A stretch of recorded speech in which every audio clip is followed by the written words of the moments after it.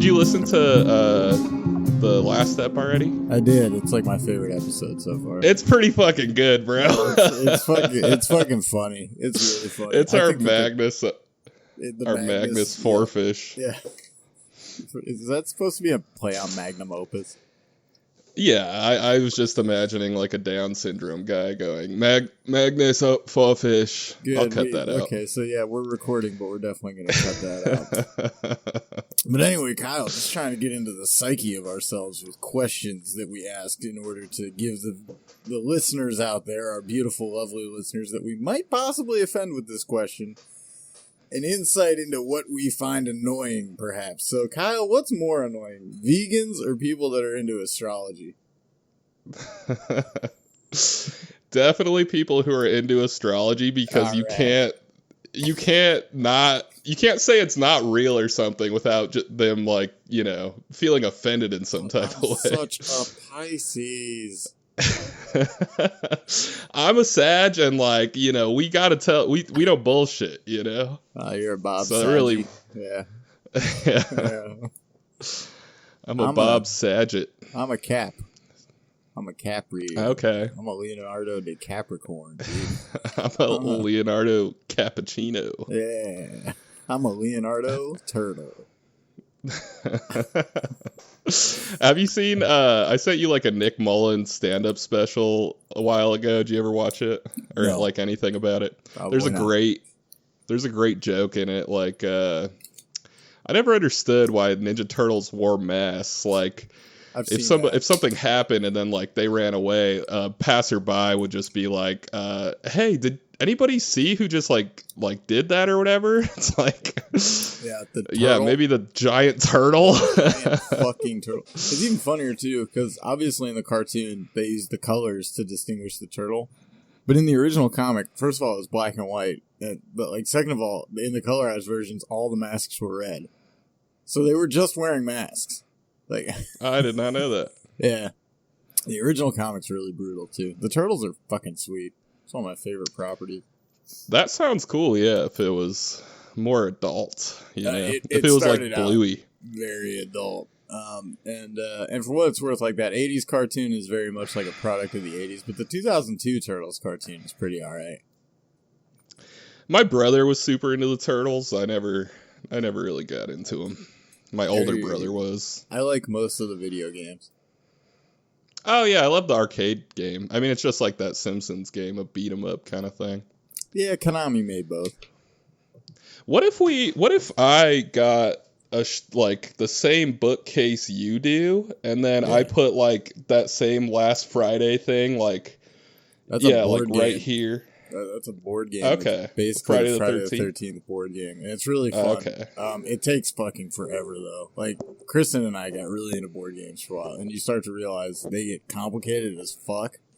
And they take hours. Like, this one has 5 rounds, and I think it says to set aside, like, 2 hours to play. And one person plays as the killer, while up to 5 people play as the survivors. And it's fun as shit. That sounds badass. Dude, me and my girl love board games. If you're into board games, 2 hours is nothing. So. Yeah. I mean, fucking D&D people will play for 8 straight hours with nothing but notebooks if they have to. Yeah. So, you ever play Catan? No. Great game. I'm familiar with it, but no. It's simple enough too to where you can like get new people in and just like start playing. I'm sure Last Friday is a little more complicated than Catan. Last Friday isn't too complicated if you're playing Survivor, because each round you just have a clear-cut goal. Like, you're just trying to collect objects to open the cabin so you can spend the first night in the cabin, and then it goes into the next phase, which is the first daytime phase, which in the daytime, that's when the killer's vulnerable. So, but it's fucking cool, but obviously I keep it here because it fits the set, and you need people to play it, and we never have people that come over. Once I unfold it, and it's like the entire size of my dining room table, people are like, eh. Damn, yeah. Like, if you don't, if like, you know, it's rare you find a friend who's into board games and down to fucking, like, learn some shit, you know what I mean? Down to fuck, you know? Yeah. Yeah. But no, it's pretty cool. And I like collecting pretty much everything that has something to do with horror and spooky stuff. Like, have you played the Scream board game? No. I've never... we bought, like, a horror board game once, played it once, and yeah, like, I haven't really played much horror board games. So the Scream board game is really cool because you download an app and Ghostface calls you while you're playing. Oh, that's badass. So yeah, it's pretty fucking sweet. I recommend that one. There's other ones that are like clearly they just want, like the Thing board game is really fucking kind of out there, and they obviously kind of like Werewolf or Mafia. Like no, it's like a full-on board game. Are you talking about like a One Night Ultimate Werewolf? Probably. Werewolf is the game of like one person's a werewolf, and then you just have to discuss in the daytime who you think is the werewolf and hope you kill him. Yeah, that would have been a better way to put in the Thing, but no, it's a full-on board game with like pieces, and you move them around the board. So okay. I've never played it. I've like read through the instructions once. My buddy had it. And it's obviously they owned a license and wanted to throw it out there. So, yeah, what do you think of, like, me just having the same set as you, and then I just merge the videos together, and it's like we're sitting next to each other? You get, like, two of the same figures. I don't know, those figures might be hard to find. Are they all expensive now? I don't think the Captain Spaulding is. The Michael Myers, this is like a fucking Savage World thing that I found years ago. It's in beat to shit condition. It looks kind of like a Mortal Kombat figure. I just bought it because it was cheap as hell, because it's like basically from a scratch and dent pile. And so it was like really cheap, and it was Michael Myers, and I didn't have a lot of Michael Myers. Do you know what like the chase... Oh, go ahead. The Toonie Terrors Ghostface is pretty easy, and this is just a regular Michael Myers Funko Pop. Well, so anything that's cut off, I would get the same as you, and then like just put it to where it looks like it's like continuing onto my screen, and then I'll have my own shit. You know what I mean? So I just gotta move it around to where you have really weird stuff. Yeah. So I don't know. I was just really fucking around, stuff. Really. Like this is the official soundtrack to Baron von Laffo's Halloween Spooky. Oh, sick, dude! I like how you get like, I mean, keep it in the sync. I don't know how much of a following that movie has, but either way, you have like kind of a one-of-a-kind thing from that movie. Weirdly enough, when Dylan and I went, I don't know if I ever told the story, Dylan texted me at one point and was like, hey, I met some dudes online and I'm going to go film with them later tonight. Do you want to go? And immediately I was just like, now I have to go make sure you don't fucking die, man. Like, yeah. Dude. And the director of that, they were making a found footage movie and Dylan was acting in it. And the director of that randomly owned a copy of Baron von Laffo's Halloween Spookathon. So, like, yeah. And he knew that when he, like, was talking to Dylan about hiring him? I don't know. I think he probably was like, oh, shit, I actually own your movie. If you want to come shoot with us, go ahead. And then, I mean, yeah, I just hung out on set and watched found footage get made and tried not to talk to the guy because he was way into found footage and I'm way not into it. Yeah. Like the South Park episode where Randy just keeps saying he's so startled. Oh, I'm so startled right now. Yeah. I did learn like some kind of tricks of the trade with found footage that night though, which made a little more sense to me. Like they use shaky cam to transition easier. Like if I'm gonna like duck the camera here and shake it, then I can just reshake and come up in any location and it's just going to immediate. And it's like, okay, that's fine, I guess, that they do that, but I still think it sucks. It's just a device. I mean, I do not share the sentiment of I just hate found footage because, like, there's some gems that I fucking love. Have you seen Spree yet with Steve from Stranger Things? No. That's a really good found footage, and then Deadstream obviously we both love, but Deadstream is one of like two found footage movies I like, so yeah, and it's like pretty unconventional for a found footage. So. Yeah, they like didn't have shaky cam in that at all, so it helped a lot. That and it was a comedy as well. That helped. Yeah, I was gonna say, do you think like I don't know. What do you think about comedy and horror movies? Do you have like a general opinion on it? Or I think like just maybe some movies like make it work really well and like that's that. Yeah, I think if you're going to do it, you just have to acknowledge that you're doing it from the start. And I mean, it has to work with it. I'm always like pretty much down for whatever as long as it fits the rules that the movie sets. Right? So like kind of like with A Nightmare on Elm Street Part 6, Freddy's Dead, that movie felt like it was playing with its own rules a lot, and that kind of bothered me. That was the one thing that kind of bothered me. Like, it felt like he couldn't leave the town, and then something happened so he could all of a sudden leave the town. Freddy Looney Tunes them through the fucking barrier or whatever.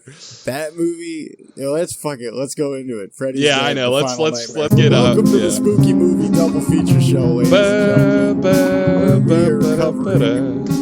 We didn't mean to do 2-part 6s. We meant to do horror icons that jump the shark. You picked Halloween 6. I picked Freddy's Dead: The Final Nightmare. The first movie I wanted to talk about is Freddy's Dead, just because Halloween Part 6 has a lot to unpack. There's a lot to that movie. You even kind of have to talk about Halloween 5, which really sucks. But yeah, I have questions because I didn't rewatch Halloween 5, or I also have questions about Final Nightmare, because is there any connection? Okay, we're talking about Halloween 6 first. So what's the connection between Halloween 5 to Halloween 6? So it is that's where Jamie, Jamie at the end. No, that's Halloween 4, where Jamie winds up at the end. And they were going to carry on because Halloween 4 kind of kills Michael Myers. And then Halloween 5 comes out. They started shooting without a finished script. They had no idea where the movie was going to go. The man in black that just walks around was made up. He was never in the script for Halloween 5. He was made up to kind of fill in plot holes. And then they did not bring the same writing team back for Halloween 6. So 6 had to conclude this entire Thorn story without having any fucking idea what to do. It's why Halloween 6 took 5 years to come out. And that's why if you watch it, even if you watch Halloween 5, it might still be a very confusing movie. Like, Halloween 6 feels like it is jumping all over the fucking place. It's boring. The Weinsteins got their hands on it and really fucked with it. That's why there's a producer's cut and a theatrical cut. They clipped the movie? So they would clip actresses out because they thought their nose was too pointy, and they would shoot around a bunch, and they were like, it needs to be fucking bloodier. It needs to, so for they example, clipped clips of the movie and then sold it to clip clips of the for movie YouTube shorts, and it's stuff that doesn't even make sense that they clipped out. Like, I don't know if you remember this in the beginning of the movie when the dad, who's just an asshole and kind of reminds me of Biff from Back to the Future. Yeah, that's exactly what I thought. Because you first see him from a far away shot. I was like, oh my god, Biff's in the movie, and then he pushes in on the table, and it's just some guy who kind of looks like him and Jim Gaffigan mixed or something. Yeah, but there's a point in the movie where he yells at his wife. He's like, "Why don't you just give her all of our fucking money? Here?" And he pulls his money out. They cut the small clip of the mom sliding money to the daughter that made his next line make sense. Wow. And that is all over this movie, where they a less than a second clip. It was just, you could have kept the same dialogue over it. It's just her sliding money to the daughter for whatever, and they just cut that little. It is so fucking weird. Halloween 6 is really polarizing, but there is no redeeming quality to watching either fucking copy of it. It is just bad. I don't think I hated it as much as you. I watched the screener, so that's before the movie's even theatrically released. So I think there was some elements of the producer's cut, but I mostly watched the theatrical cut. Okay, was Michael Myers the baby's dad at the end? No, there was no shot of Michael fucking Jamie or whatever that thing is. Yeah, that's producer's cut, and say what you want about the Weinsteins. Cut that shit. No one wants to see that. I know, yeah. And Michael fucking is so out of character for him. I mean, I know this, the movie, it's kind of a different Michael. He's being, controlled or whatever. But, Michael fucking is, the worst thing I feel like he could do for that character. But even then, they're trying to explain the Thorn cult thing, but they don't ever really just explain it. You're kind of supposed to piece it together, but this movie is all over the fucking place. And you have to deal with them that's another thing. So you see the dude who's hosting the Halloween event, he's hosting the interview. He's like, fuck it, we'll go to the Myers house. And then he can't find his van, so he gets into that one van that Michael kills him in. They cut the part that shows that that's the Smith Grove van. And it also shows while he's getting stabbed that his van was like 2 parking spots over. So he was almost like... So it's like... Because you watch the theatrical cut and you're like, why is Michael just in this random dude's van waiting for him to... Like, it makes no fucking sense. But yeah, there's several moments in this movie where I was just questioning, like, why are we here? Or, what just happened? What just happened was the question I asked the most, probably. Yeah, and to the point where I watched a good chunk of this last night, and this morning I decided to finish it, and I had no idea what was going on. So I had to rewind the fucking thing, and I couldn't. Nothing looked like familiar, so I just rewatched the damn movie this morning. Wow, and it is. I will say there's certain spot. It kind of hits a fall vibe, like a '90s fall. I was just gonna ask you that. What do you think of the Halloween vibe? Because we are like. This is September 1st, breaking down the barrier, but this is September 1st, we're recording this. We've officially hit spooky season. I've already watched a couple of spooky flicks to get I always watch Ghostbusters at the start of the spooky season. And OG one? 84. And we were just watching the Eddie Murphy Haunted Mansion movie. Nice. That's a good one. I think that's a good one. That's the type of shit that I love for spooky season. Yeah, for the stuff that nails the vibe. I mean, kids' movies usually nail the vibe more so than like horror. I mean, Halloween's set on Halloween and stuff, but like they don't focus on the theme of Halloween necessarily. Yeah, it's usually just a lot of jack-o'-lanterns and stuff. And then kids' movies focus on the theme, and they got those fucking stick-on decorations on the windows and shit. Like this one. But so like Halloween 6, I do think it kind of nailed the vibe. I would say the only reason to watch this movie is this is the official final appearance of Donald Pleasance playing Dr. Loomis, to the point where the theatrical cut has less of him because he died before they could even do the reshoots for the theatrical cut. So... There is a reason to watch it, I guess, because, I mean, that guy just could not say no to the franchise, I guess. Because he was having a stroke at the point in this movie. Like him walking with a cane, that was real, I'm pretty sure. Yeah. You can kind of tell, too. I don't know if you could tell if he had a stroke, my man, but, he does seem a little... He almost seems drunk a little bit or something. I don't know. Yeah. Now, I guess that's him walking with a cane. Now, I am happy that unofficially he did appear in Halloween Kills, and he did get a credit posthumously. Okay. So he does no longer is his name being associated with his final film appearance was this pile of dog shit. Yeah, the first card on the credits is in loving memory of Donald Pleasance. The version I watched, at least. The man who showed up, he just always showed up whenever they needed him. What do you think of Paul Rudd's acting here? I feel like he kind of was trying to channel Loomis or something. I don't think he does a great job in this movie. I don't know if he does a great job, but I don't know if anybody's really doing that great of a job. Like, I don't know if the director just wasn't... The studio, clearly, you read about the shit that was going on with Halloween 5, and then you read about the shit that was going on with this, and even though the Weinsteins were kind of hands-on because Dimension had just bought the rights, you get the feeling the studio, their entire mindset was just, put out a Halloween movie, people will go see it, we'll make money. They didn't care. Yeah. Like, obviously, I mean, because if you're going to introduce things, you bring the writer back to see what the fuck they actually had in mind. But they wouldn't even go to that extent because these movies traditionally have been made very cheap. Slashers are usually a cheaper movie to make, and they bring in a lot of money, especially a big one like Halloween. But this movie took 5 years to come out. I don't even know why you fucking tried to follow up Halloween 5.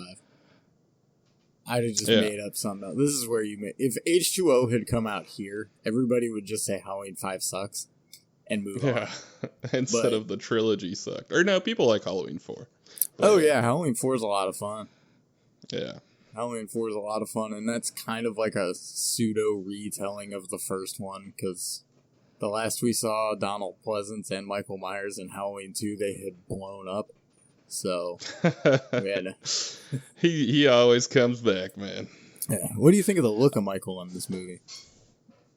It's pretty shitty. I mean, I don't know. I don't even know what to say about it. Like, if he's being controlled, why do they even have him wear the mask? Like, in the first one, he just like broke into a store and got it. You know, that's not a part of him necessarily. It almost ties into that Ninja Turtle thing. Like everybody already knows his name.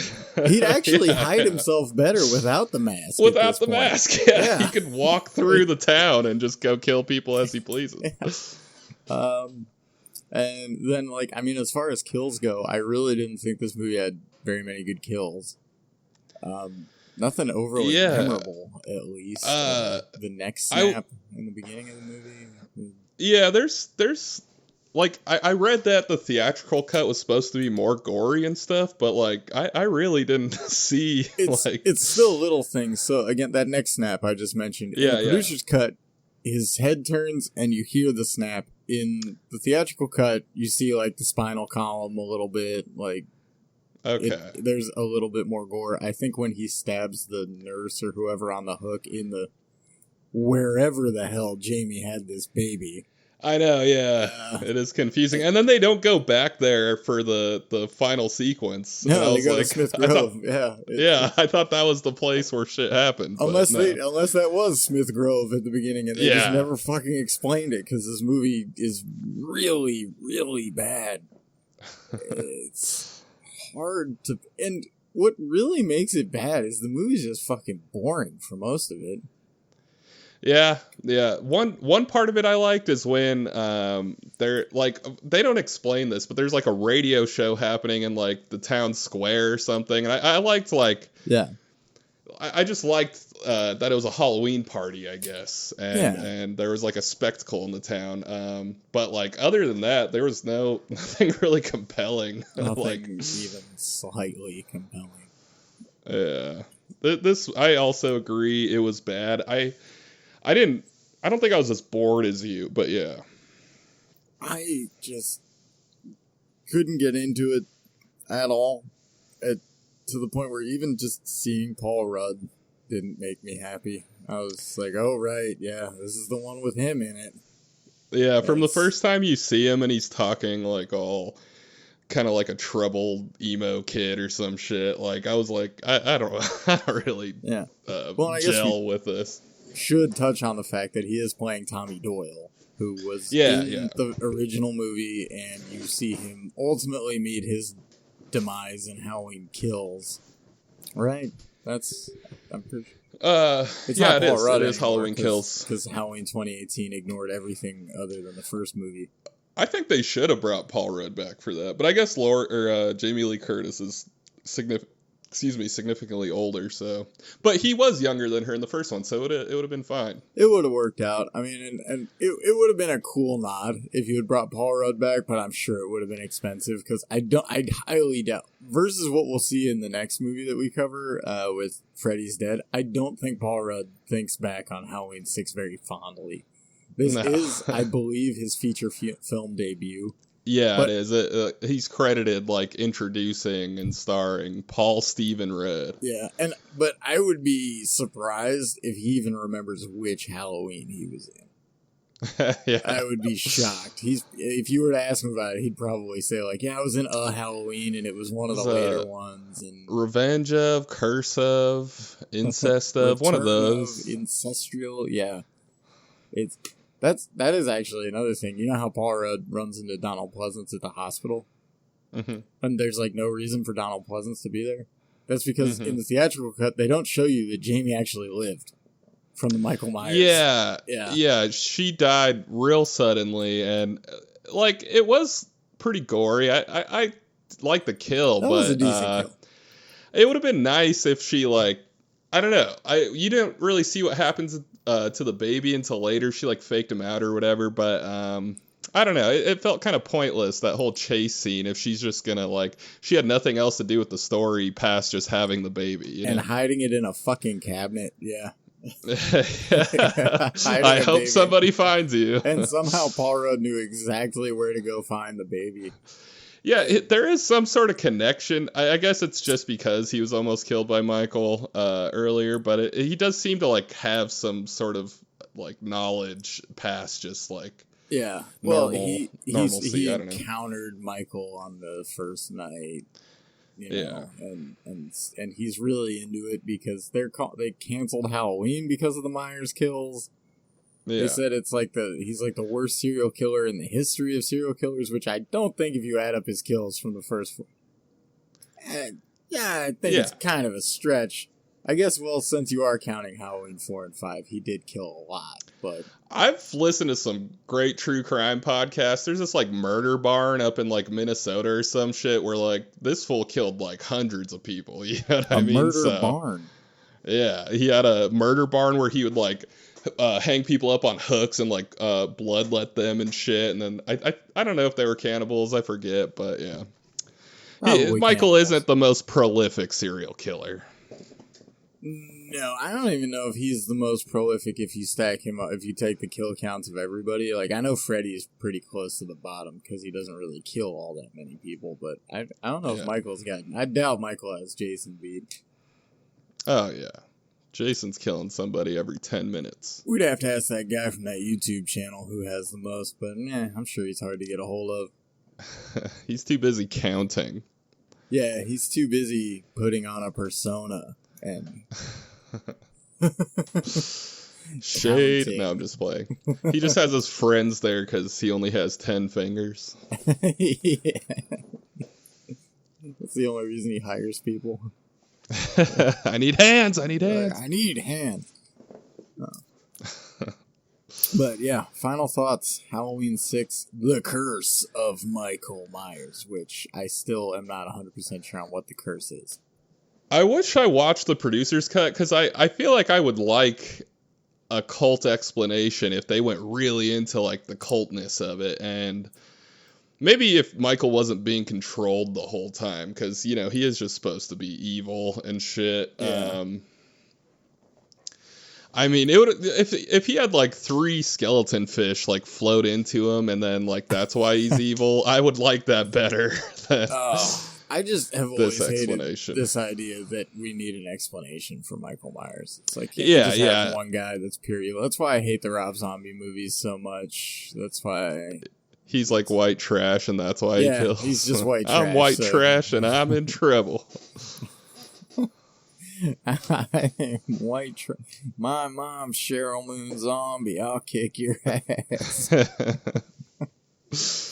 Yeah. Yeah. But, yeah. That's Halloween 6. I give it 2 skulls out of 40. I'll give it 5 bags of popcorn. 5 bags of popcorn? Out of? Yeah. Oh, it's just 5. Oh, it's just 5. Okay. Yeah. He just Do you not... 5 have I not explained... I think I have before the Greg Turkington, Tim Heidecker bit. They do on cinema at the cinema, and like everything they review just gets 5 bags of popcorn. I thought you were privy to that because I've said it for like 2 or 3 movies now. I'm not sure. But yeah, that's Halloween 6. On to the fun movie. Kyle, was this your first time seeing Freddy's Dead? No, I've seen all the Nightmares before, but it's been a long ass time, and this shit is crazy, bro. This movie has everything. They just have abandoned Freddy being like terrorizing. Like, he terrorizes people, but on screen he's not terrorizing. He never even like really jump scares anybody anymore. Like, you see him walking behind Carlos as he fucks with him. Like, they turned him into a straight up Looney Tune. But for what it's worth, I have so much fun watching this movie. Dude, yeah, this shit was awesome. You're kind of waiting for, like, what the fuck else? How else is he gonna kill the next person? Like, oh, dude, and he makes a Nintendo Power reference. He references Nintendo's Power Glove. He says, now you're playing with power, and no way Nintendo would license. There's no way Nintendo would license that shit, but they did it anyway. No, but it's there was a Nightmare on Elm Street NES game, so maybe they were just trying to plug the fact that there was a game. But if there's one thing I will say about this movie, that is just a huge compliment, and it is not the acting. It is the Carlos kill is pretty great. You like that? I mean, I thought it was fun. I really enjoy a lot of that kill. You're just watching. There's something about watching Robert Englund have fun as this character that just makes this movie so endearing to me. Yeah. Do you ever see Robert Englund not in Freddy makeup in other movies? Maybe in like the first one. You see him as the bus driver, not in makeup. I think in the first one. Maybe the second one. Or that seems familiar. Yeah. He's driving a bus in this one, too. And it also might be... I think you see him not in the makeup in Freddy versus Jason, but that was afterwards. But no, I fully embrace this whole Looney Tunes Freddy thing. I also think it's funny that there's just a town with no children and Roseanne Barr. Roseanne and then Tom Arnold, two stand-ups for some reason got in this movie. Yeah. Oh, dude, this movie just didn't even give a shit. It's awesome to see Johnny Depp come back. I didn't see that. Wait, Johnny Depp? Oh, yeah, you missed the Johnny Depp cameo? He's the one was getting a drink this is your or brain something. On drugs. That was I didn't recognize him. Wow. It's Johnny Depp. That's fucking Johnny goddamn Depp. And there's also Alice Cooper plays Freddy's dad. Oh, okay, yeah. Yeah, I missed the Johnny Depp one. Well, I guess you gotta watch the movie again. But I mean, it's not too bad. So this movie, we have to grade it as a Freddy movie, right? So we gotta grade it on the teens. What do we think of the teens? What do we think of oozing toxic masculinity blonde woman? Yeah. She's just like that archetype through and through. She's fine. She's not my favorite. Like, she's just kind of there to like throw weapons at not Nancy. What's her name? Maggie? Maggie. Yeah, because I kept singing the Rod Stewart song when wake up, Maggie. Yeah, she's just there to throw weapons at Maggie at the end, which was pretty funny. We have the black guy in this movie plays Gort in Halloween Town 2, so he's just a legend of the horror community, that guy. Pillar of the horror community. Really, like there's Tony Todd and then there's that guy. No, this movie, so much fun. You get to watch Robert Englund push a bed of spikes onto a road for somebody to fall onto.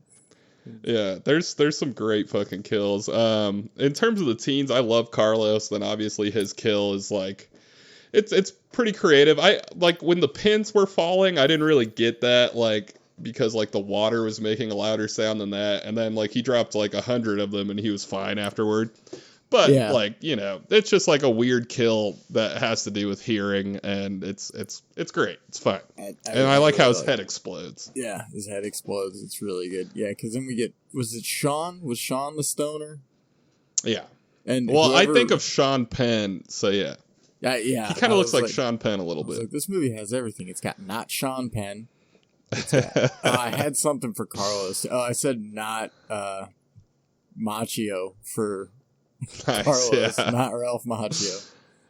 And Gort. And Gort, and then plenty. And this movie also gets pretty heavy into you finally figure out why he decided to start murdering children. And that was ridiculous. Because it says, like, he started killing the children because they took his daughter away, but it's like, okay, well then what was that basement all about? Were you not already murdering children with the... He was raping... I mean, he's, it's established in the first movie he's like a pedophile or whatever. They never confirm it in the original timeline. But they do say, like, that he was with kids in the shed or whatever, right? It's only the remake that ever confirms it. Oh, really? Oh, yeah, it's been a minute since I've seen, like, the first one. Yeah. Oh, wow. Yeah. Okay, well, then, I don't fucking know. it was very confusing to me. Yeah, they were like, well, he started killing the kids because they took his kid away, But they didn't take his kid away until after he killed his wife. And they never show the kid being taken away. Murder basement. They never show that. And then he just gets chosen by ancient Sumerian dream demons or whatever the hell to become. Why are they skeleton fish? Like, it was so bad. And then they're like witty and shit, or they have like some chemistry. They're like fucking. Yeah, like not really serious about possessing. Yeah. Well, you don't really see them until the movie becomes a 3D movie. So I think at that point, one thing I saw. It's supposed to be a 3D movie, and like I didn't really see very many 3D gags, so I was wondering what the fuck. I don't think it's once she puts the glasses on to go into the dream. That's when it becomes a 3D movie. Oh, okay. So just one section of it. That's it. And that's when this movie really decides to jump the shark, because back in the day, they just loved throwing stuff at the screen once it was in 3D. Like, I'm sure every weapon that blonde woman, was that Tracy? Yeah. Yeah, I'm sure every weapon Tracy threw was in 3D. The explosions. Yeah. You see Freddy's head fly at the screen after he blows up in 3D. He cut like a Matryoshka doll, comes out of his own head and then explodes again. It's pretty ridiculous. This movie does have some solid practical effects, though, when it is showing like some good practical effects. I forget. That whole, when she goes into his head and like his memories, like that looks kind of practical. I don't know how they did that. It looks great, but it looks like I don't know if you ever played Ocarina of Time, Legend of Zelda. I did, yeah. Inside Jabu's belly, it's very reminiscent of that. And then the very next scene, she's in this like checkerboard floor pattern room that looks like a puzzle room from the Forest Temple in that game too. I don't know if they drew inspiration from Zelda, but yeah. Well, I guess this came out in 95 and Zelda's like 98, so I guess not. So maybe Ocarina of Time, maybe Miyamoto was really loving some Freddy. Yeah, this like weird shitty Freddy movie. It would have been for sure confirmed if Link walked into a classroom where some crazy ass teacher was just giving a history of Ganondorf. Yeah. Ganondorf just had a knife hands in that game. I also want to know why nobody moved away from Springwood. I love that, actually. I love that there's that explanation in the beginning of all the children left or something, but like the town is experiencing mass psychosis. I love that. Okay. So Freddy just had a hold on everyone. I want to know the rules of Freddy, though, at this point, because like, does he just go like, oh my god, that one's turning 18 soon, I've got to murder him soon? Yeah, why doesn't he ever haunt, you never see him haunt the children? Apparently he got rid of all the children in Springwood, but he murdered them all. He Yeah. Killed every child in Springwood, Ohio, which, okay, it's not a great look for Ohio, but... Another fucking mark on Ohio's rap sheet. Yeah, Freddy killed all the kids in Springwood. Yeah, no, I love the mass psychosis town thing. You didn't, or what, are you just questioning it? I was just questioning it, yeah, because, I mean, obviously, like, though I am fully on the record as saying this is in my top 5 favorite Freddy movies. There's not a whole lot to choose from, but I really, really enjoy watching this movie. It's still bullshit. Yeah, it's entirely bullshit. I also in this movie was asking like, what just happened? But it's fun, and that's why it's like a fun watch, you know. It's really fun, like the map gag where Carlos. I love that. 20 minutes, or it unfolds to where it completely encompasses the band, and then it just says "you're fucked," and then. Tracy, who just asked for the map, does not get handed the map. She just swaps places with Sean. Yeah, he just says, I'll try, or like, let me try. Yeah, which you would be freaking out way harder. Oh, for sure. You couldn't find a way out of the town, and then they just break and enter into a place. Yeah, and that happens to be Freddy's place. Yeah, I think it was 1428 Elm. Which I think it's supposed to be like Nancy's house from the first one, but I'm not sure. Yeah, why is he so connected with that house too? Because like just Nancy lived there, you know. Yeah. Did the guy from the second movie move in there? Maybe. I think so, yeah, because I feel like he Nancy's did, yeah. journal. Yeah. Oh, okay, yeah. And then Nancy's in part 3. Heather Langenkamp, I believe is her name. And she's a bad actress. I love her as Nancy, but she's not good. I haven't seen her in anything else. There's a reason. Well, you might have seen her in Freddy's Dead, The Final Nightmare, because I think she's in that as well. You mean the New Nightmare? Freddy, yeah, New Nightmare. Freddy's New Nightmare, or whatever. Wes Craven's New Nightmare. Yes. Yeah, his precursor to Scream, pretty much. That people seem to like. I've never been that big on it, but again, it's one thing I watched in high school. I don't really remember it. I watched all the Freddy. I loved Freddy so much as a teen, but I've kind of yet to go back and watch all of them. I think 1, 2, and 3 all hold up really well. But yeah, those are great. I know, and I've went back to those since then. But the whole catalog, I haven't. Even though some people don't particularly care for how homosexual Part 2 is. Oh, the writers, the people who made it, yeah. Yeah, well, it's not that they don't care; they just don't know. They're trying Which speaks to how gay they are. They're trying to say it's not gay, but then the main actor is gay, and he's like, "Oh, it's a super gay movie." Yeah. He's like, I've seen that actor's gay. Yeah. How do you not? How do you cast a gay guy? It. Yeah. Oh, okay. The original, I think it's called Scream Queen. Oh, that's sick. Yeah, and he's like, "No, yeah, it's very gay. It's." I got the role by sucking the director's dick.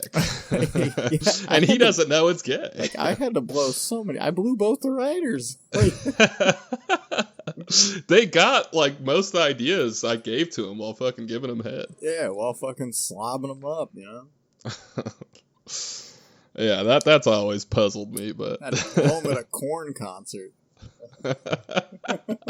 Dude, Five Knuckle Shuffle's so funny. That was John Cena's finish too.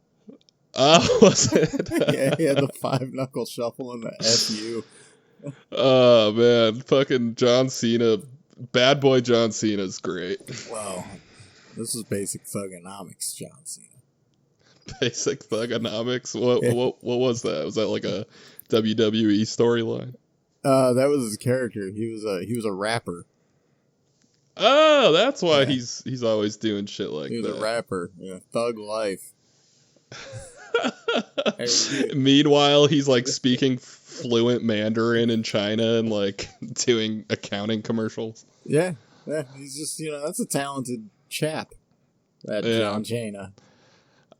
I saw a little interview clip or something where he's like, "Yeah, I just learned Mandarin on my off time. It's something I always wanted to do, so I did it." It's what the fuck, bro? He took advantage of something in the WWE contracts where they'll pay for that's what it was. Lessons. Yeah. I don't know why you go to Mandarin, but yeah, I don't know. It just seems weird. It seems like he already was talking to people to do commercials in China or something, and that's why he learned it. He acknowledges the hierarchy. Yeah. Fucking Zhao Xing. But yeah, I guess we can do final thoughts. Kyle, what do you think of Freddy's Dead, The Final Nightmare? This is the perfect crystallization of humor Freddy, where they kind of just abandoned him being scary. Yeah, he's pretty much not scary. The things he does are horrifying, but, Yeah. Jumping the shark is pretty much the perfect description of this one. Yeah. And what kind of sucks is it is the final nightmare. I think this is the last one before New Nightmare, right? Yeah, this one pretty much wraps up that original continuity. He only really comes back for Freddy vs. Jason, which is kind of its own thing. Yeah. That's the only thing I think that sucks about it is that's how it was wrapped up, and there's no homage to how actually terrifying the mix of his humor and terrifyingness made him more terrifying in the first couple, Well, yeah. Well, this one was supposed to be the last one because Part 5 did really bad theatrically. So they just said, fuck it, we'll wrap it up with part 6. And then part 6 actually did really good. And I think that is what led to getting New Nightmare, which ultimately led to Scream for Wes Craven. So, successful, I would say. This movie played a role. It did it well. And we got Scream out of it, which that first one, that's a masterpiece. I know. Dude, Wes Craven's, he's prolific as shit, but, like, I don't know, a lot of his shit's just really up my alley, I feel like. Yeah, have you seen... Have you seen People Under the Stairs? No, I've seen the other two he's known for. The original Hills Have Eyes and the original Last House on the Left was him. Yeah. And I've seen those, and they're fine. I'm not huge on Wes Craven as a whole. I just like a handful of the Nightmare on Elm Streets, and really only the first Scream movie. And was he, like, involved in the other Screams? I mean... He did the first 4. Yeah, he directed the first 4, I'm pretty sure. Okay. And again, I only really like the first one. The other ones I could just kind of fucking forget about ever happening, but... I mean, yeah, I feel like he's just kind of different, and that's what I like. I mean, that Last House on the Left is kind of a slasher after they already came out or whatever, right? But, yeah. I don't know, his other shit is pretty different, I feel like. Oh, yeah. I mean, the inspiration for Nightmare on Elm Street's pretty cool. Like, there was, like, a kid who was terrified of going to sleep, and so his parents held him as he went to sleep, and he never did wake up again, and he was really scared of something getting him in his dreams. And I think that was the original... like influence for inspiration. Like it's somebody he knew? He was scared of like a boogeyman killing him in his dreams. Like Wes Craven knew that guy? I don't know if Wes Craven knew that guy, but he had heard the story. Okay. Yeah. I have a book that That's cool. tells about like the inspiration for every horror movie. And it's a very boring book, but I did read that chapter. Nice. It's one of those coffee table books you never pick up. It's more like a toilet book. Nice. Because you could just like... They're like, oh yeah, I wonder what the inspiration for Scream was, and pick it up. Read. Yeah, call back to the episode that just released. That's how Walter White was found out as a toilet book. He got gifted a toilet book by one of his meth partners, and then his cop brother-in-law fucking was taking a shit and just happened to read that book, and it's found out he was Heisenberg, you know, because it said like two. It didn't say two Heisenberg. There's like a whole thing. It said 2 WW, but he was able to piece it together. Huh. Beautiful. Great show. So he turns into a half-decent agent at the end, huh? Wow. No, he finds it by happenstance. Okay, so he sucks. He just sucks the whole time. Got it. Okay. Pretty much. That's good. That's good to know. Yeah, no Sopranos, but Kyle, we gotta figure out what the fuck we're watching next week. I haven't given any... Oh, well, I've given some thought. Hold on, let me check my notes. Some thought. Okay. Well, because I was just going to think we could just do something we've already been talking about, like Coraline, Paranorman, that type deal. Okay, and that's stuff we've talked about for, like, the spooky season. Yeah, because we're in now. Yeah, we're in the end game now. We gotta, dive in hard to that vibe. I think that's fine. We could do the kids kind of real spooky vibe thing. Yeah, okay. You want to do that? Well, so, I mean, obviously, I'm going to pick Coraline. Is there anything on your list you want to... You said Paranorman, which I think, like, aesthetically matches up to that more, but, like, if I'm going just off, like, you want to get into vibes, I want you to watch Over the Garden Wall still. That's a show, Are you willing? isn't it?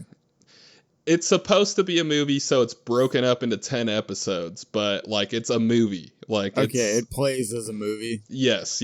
Okay. And, all like, right, you know, you'll get the title card of, like, the new episode or whatever, like, but it's just connecting directly to where the last episode left off. Like, the story of it is, like, these kids are lost in this, like, alternate world, and, like, you know, they're kind of traveling throughout it, so, like, you know, if they leave off in one town at the end of one episode, they'll kind of pick up, like, on the road they're on to the next place they're going. It's so fucking good, dude. I'm sold. Okay, so Over the Garden Wall and Coraline. Hell yeah, we're doing it. Okay, now I'm stoked. Okay. Yeah. I'm sure I'm happy to be watching something new as well. So Sweet. So next week, poo poo pee pee. Victor Frankenstein is Down syndrome. That's not his name's not Frankenstein. I don't know. That's something I wrote down. Down syndrome, Victor Frankenstein. All right, end it out, Paul. Next week, same bat time, same bat channel. We're going to be covering Over the Garden Wall and Coraline because the spooky season is here. If you're listening at home, the spooky season's already been here, but in our world, in our side of the time machine, we just got there, so we're excited. Stick around and stay tuned. Spooky Movie Double Feature Show. Peace!